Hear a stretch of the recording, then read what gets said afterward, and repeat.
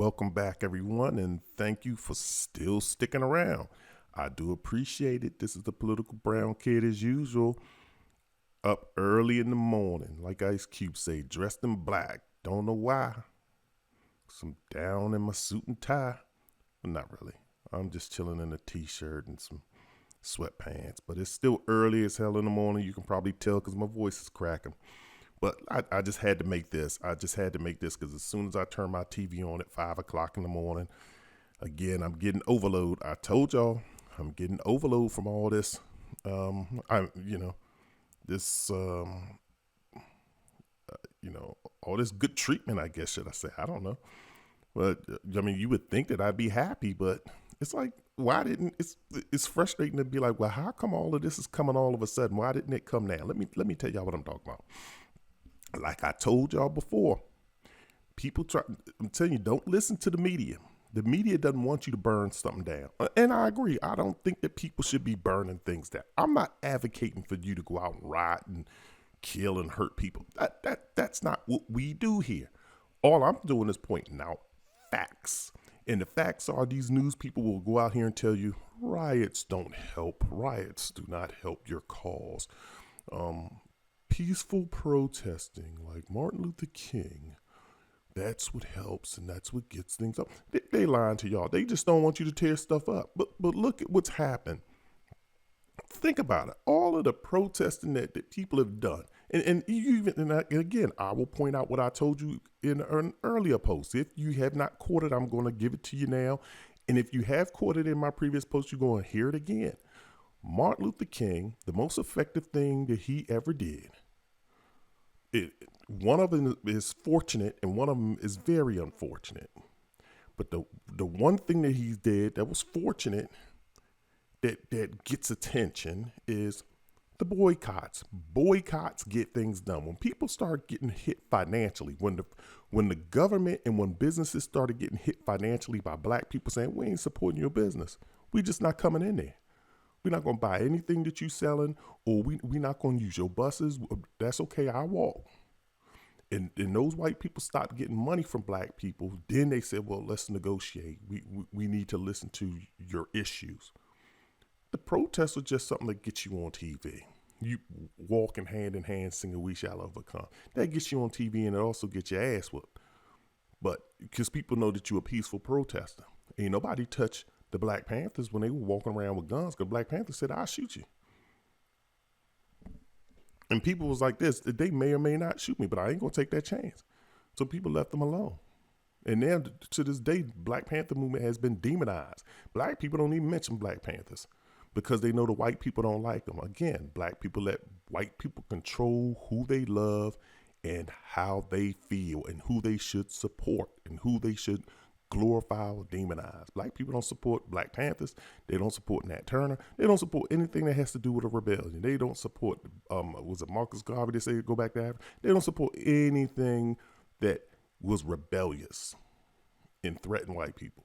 They support Frederick Douglass. They support Martin Luther King. They didn't support Malcolm X until he died. I'm kind of getting off topic, but the other unfortunate thing that Martin Luther King did was die. And like I said, it's unfortunate, but we're going to talk about Martin Luther King. I told you I'm going to do a whole analysis of Martin Luther King's movement. But by him dying, people started rioting. They burnt D.C. down to a crisp. Like I told you, born and raised Washingtonian. You could ride through that city and still see buildings that were burnt down, at least back in the day. Now D.C.'s just built up and gentrified all over. But I'm telling y'all, but now we have the same thing here. And I'm just watching on TV this morning, and Governor Ralph Northam, the governor of Virginia, if you don't know who he is, and I don't blame you if you don't live in Virginia, why should he matter to you? But the governor, let me tell you two things about Governor Ralph Northam. This about last week or the week before last, within the past 2 weeks, let me just say that. This joker gets on television. And he holds about a 19-hour press conference. And I'm exaggerating. He didn't do 19, but he did well over an hour. Well, I think it was damn near 2 hours. Me and my wife sat up there. And even she, at some point in time, got tired of watching it. Because she's the one that watches all this stuff. I don't watch it. I look at the headlines because I can tell you what's going on in this world. Ain't nothing new going on in this world to me. Everything you see is a rerun. She sits up there and she is glued to the news channels about race.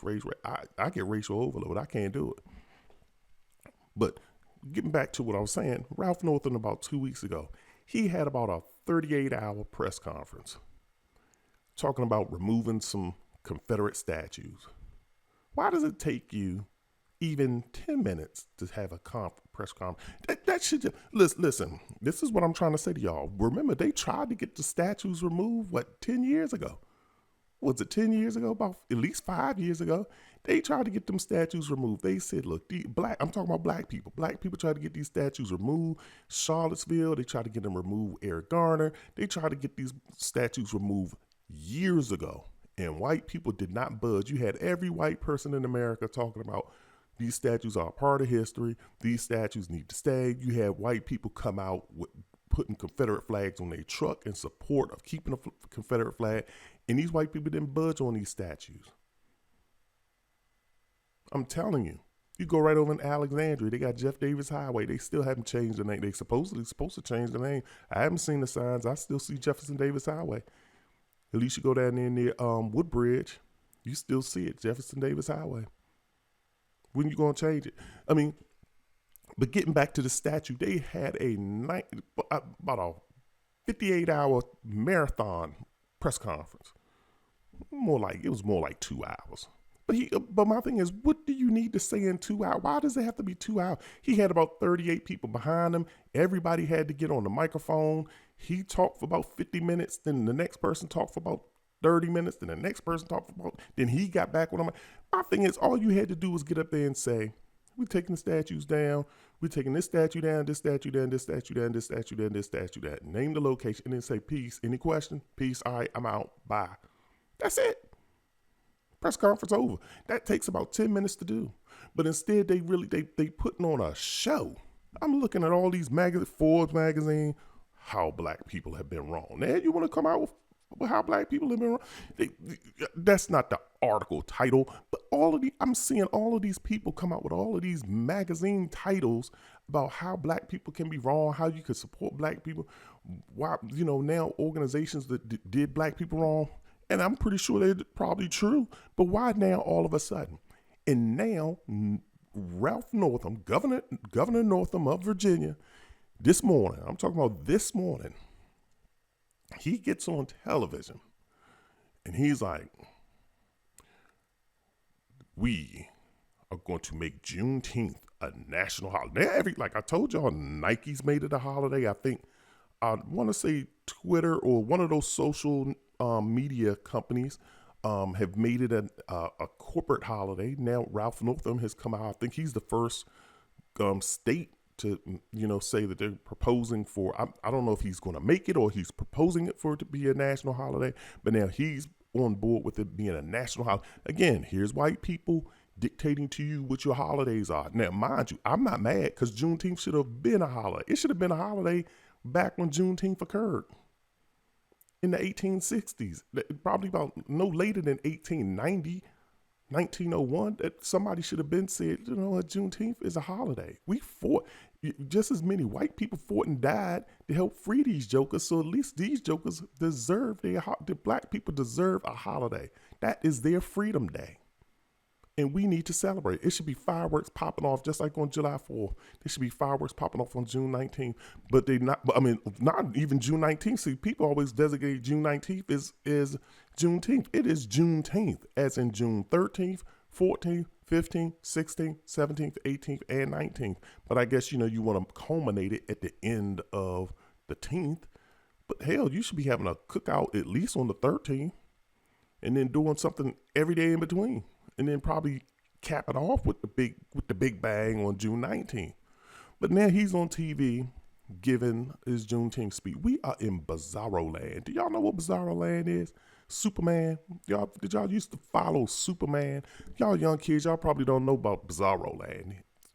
Bizarro was Superman's alter ego, not even alter ego, but he was his, I guess, polar opposite, should you say. He was another Superman, but just totally bizarre. Wow. I think he used to be mechanical. He came from a square planet. The planet wasn't round, it was square. So that's the kind of world we're in right now. We're in a bizarro world. And then, like I said, Ralph Northam is just making it a holiday, Juneteenth. And guess who he has on stage with him to help support this announcement?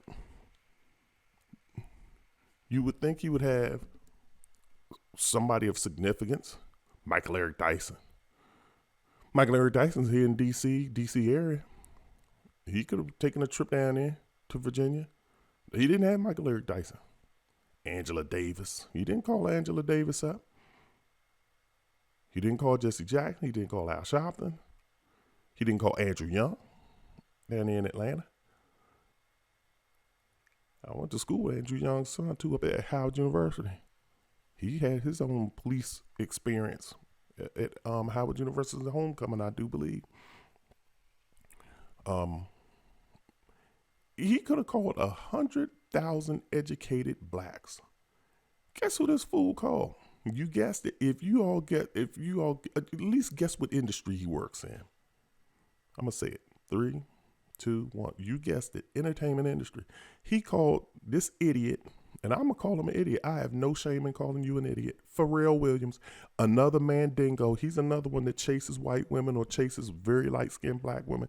He's another, and I like I said, I don't have a problem with light-skinned black women. You are black women, you're beautiful. But what I'm trying to say is Pharrell Williams has color issues. He is color struck. He's color struck. Here's a dude that you ain't never seen him speak on black nothing. And they pull the problem that I have. The reason why I say we live in Bizarro world, and the reason why I'm titling this is Bizarro world is the only people that they respect from your community is a preacher. A preacher has nothing to do with politics. He has nothing to do with politics. Anytime you see a white person get in trouble or want to gain favor with black people, he heads to a church because he knows that y'all gonna clutch a Bible and y'all all about forgiveness. He gonna head to a black church and grab up a black preacher to speak for you. This fool knows nothing about politics, about racial relations. He knows nothing about anything. If he wants to talk about the Bible, then go ahead and talk about the Bible. I'm willing to hear you. If this is religious related, then go ahead and talk about it. But why do every time that they go to our community, they snatch up either a preacher or a singer or an athlete? I'm just being honest. You can't get any other black person FaceTime. They definitely ain't gonna give me FaceTime on television. And I can tell you how to solve the problem within the racial community. I can tell you how to solve the problem within the black community, and I can tell you how to solve the problem between black and white people. They're not gonna call me because they don't want to hear the truth. They don't want the inconvenient truth. What they want is they want to get Pharrell Williams, who's ignorant, who's color struck. You haven't seen him anywhere in the black community doing anything of significance. You haven't heard him say anything to the black community of significance. And he's on television this morning. I'm telling you, he's on television at 5 o'clock. I don't know when this press conference was held. It could have been held yesterday. I have no idea. But when I saw it was 5 o'clock this morning on my television, showing Governor Ralph Northam's support and endorsing Juneteenth. Yeah, I don't have a problem endorsing Juneteenth. My problem is all of this black cow down and appeasement. It's just coming like this could have came after Rodney King had got his ass whooped. I'm just going to be honest with you. Another thing, right when this whole George Floyd thing kicked off, guess who the mayor of Minnesota, or the governor, no, not even the mayor. This is even higher than the mayor, the governor of Minnesota. The governor, here's another governor. Guess who the governor of Minnesota speaks to? Or at least he answers the phone call. He talks to Jay-Z. Who the hell is Jay-Z? Who the hell are you? Former drug dealer, self-proclaimed drug dealer who bragged about peddling cocaine and getting black men and women addicted to cocaine in your community in Brooklyn, New York. Who you made billions of dollars. But I mean, hey, not all money is good money. But even regardless, if we don't want to bring your past into the situation, if you don't want to talk about your past and you want to talk about your present, what who nominated you to be the speaker of the black community? How in the hell did you get direct access to a governor? And even more importantly, why did this governor take your telephone call? If I was the governor, if my staff member had said, Jay-Z's on line one, I'd have been like, well, hang up on him. And change my telephone number. How the hell did he get this telephone number? Who put him through? I need to know the name of the person who put him through, and then tell that person they're fired immediately. Who gave him my telephone number? Fire that person too. This is ridiculous. They don't call anybody of significance. All you hear newspapers write is, Jay-Z called the mayor and had a discussion. Jay-Z called the governor of Minnesota about George Floyd's situation and had a discussion. What the fuck did you say, Jay-Z? Why are you... This is the problem that I have. This is confusing to me. We are in Bizarro land. Jay-Z speaking to governors about George Floyd.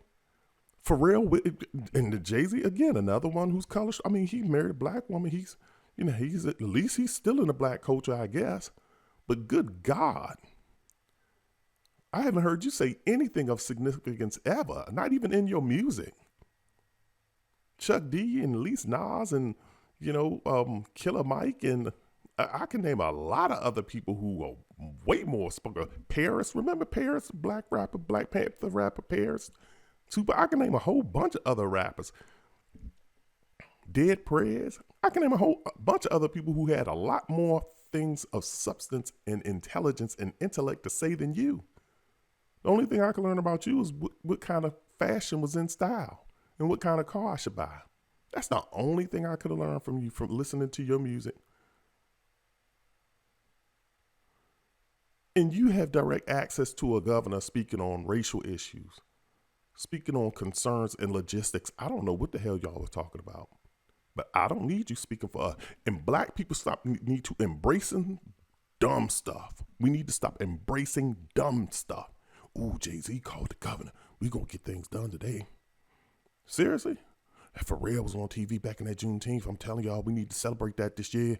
I'm going out to get my charcoal. I'm buy me a grill. I'm grilling out on June 19th, y'all. Everybody meet me at my house. Look, because these fools say it's cool to do. And you haven't been doing it for the past 900 million years. Juneteenth. You could have been celebrating that thing long before then. I'm telling y'all, every time they want our vote or they want us to buy into something, they pull in a rapper, they pull in an actor or an actress, whichever one you want to say. They pull in LeBron James or Kyrie. LeBron actually is one thing I will say about LeBron. At least he's been fighting the cause for a long time. LeBron's been down for a long time. That's one thing I will say about him. Unlike Michael Jordan. Michael Jordan's just trash. He's pathetic. He's another one mandangoing. That's probably why he's compromised. He's compromised romantically. He's been compromised with his color and everything. He's been compromised. So, I'm telling y'all. I'm telling you. But, but they always pulling in a rapper, an actor, athlete, and some entertainer. They never pull in people. Man, Jesse, and I'm talking about Jesse Jackson. They have just basically, Jesse Jackson has went over to, I think it was Pakistan or went over to the Middle East or somewhere and freed hostages. He's worked with Martin Luther King.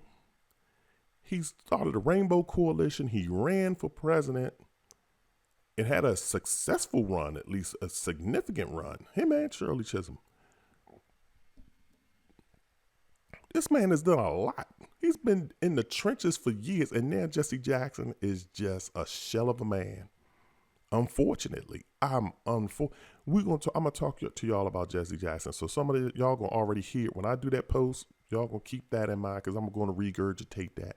We're gonna go into deep about how they did Jesse Jackson. But this is all I wanted to say today. I'm gonna keep it light today because I got things to do this morning. I honestly do. I'm gonna go outside, sit underneath my gazebo, and enjoy this cool weather before it gets hot as hell. And try not to listen to any more news and try to block my news feeds because I know Pharrell and Juneteenth. I know about 59 other states are going to. And look, again, like I said, it's a good thing people are celebrating it. And I planned on celebrating it. Look, last year I did a little something. This year I was going to say, hey, look, I'm gathering the whole family. We're going to do a little something. And then all of this George Floyd's, unfortunate. I'm not blaming George Floyd, but the George Floyd incident occurred, which was very unfortunate. And now all of a sudden, everybody wants to say, Juneteenth, we love you, black people. I can't even play video games without seeing Black Lives Matter pop up splash page. Can't even watch old bedwenching Netflix. Netflix is, I'm telling you, that white people trying to brainwash all black women into just being bedwenches. I can't even turn on the television. We are in Bizarro world, literally in Bizarro world. And black people gonna sip the Kool-Aid because black people, after when this is all done, I'm telling you, black people gonna say, white people joined us. It's always gonna be, white people always come out the hero. White people joined us in the movement. And white people helped us fight the cops in the streets. White people are so down. And white people gave us a holiday. We need to start integrating and having interracial sex more often and create more super babies. This is a beautiful thing, I'm telling you. And then the next thing you know, about 30 years from now, y'all gonna be having a Rwandan genocide between light-skinned blacks and what they're gonna call themselves is mixed. They're not even gonna call themselves. They're gonna be like them Dominican Republicans, them Dominicans down in Dominican Republic. They don't identify as black. They black as hell. Don't even identify as black. And that you got that right now. Bow Wow. Bow Wow said he wasn't black. Keisha Cole came out and said she wasn't black. Then she realized she had a black father. Because she thought, because she had light skin with fair hair, she thought she wasn't black. But then also black people corrected her too. And then she had to backpedal because she knew that's where she made her money. Bow Wow came out just saying stupid stuff. He done played in every BET movie ever. And now all of a sudden, after you done made your millions, now you want to reveal to us, surprise, I got y'all, I'm not black. He done hosted a show on BET. He hosted, what's that show? The popular show where they interview people. I don't know. I don't watch that. I'm so old now. But he hosted that show. Everything he did was a black move. And then he want to come out and say he ain't black. I'm telling y'all facing another Rwandan genocide right here in the United States of America. It's not going to be as vicious as it was over in Africa. Because Africa, they go hard. They go the hardest. I'm just being honest. They go the hardest. But you facing something here, you better get your internal color issues together before you, right, in addition to working around your issues out with the white man. I'm telling you. So let me go ahead and get my morning tea and morning lemonade. Get me a nice libation going and go outside and avoid the news as much as possible. But this has just been a political brown kid. Just wanted to drop this little Bizarro world. Just wanted to plant that seed inside your head and see what you think. Again, if you want to hit me up. I'm welcome to conversation. Also, I'm welcome to donations just to keep it going. I'm out. Peace.